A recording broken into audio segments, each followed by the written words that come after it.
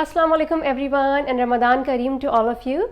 Today I will be creating a very easy yet delicious recipe using Shaan Tandoori Masala, and I'm going to share it with my family and friends in this blessed month of Ramadan.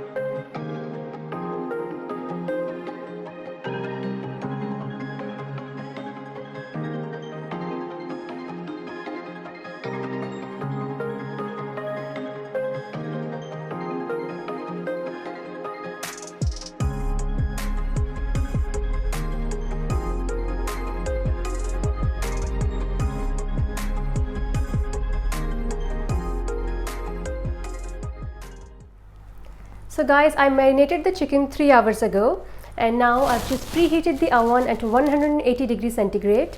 Next, I'm going to place all the chicken pieces in this tray, and then we are going to bake it for 40 minutes at 180 degrees centigrade.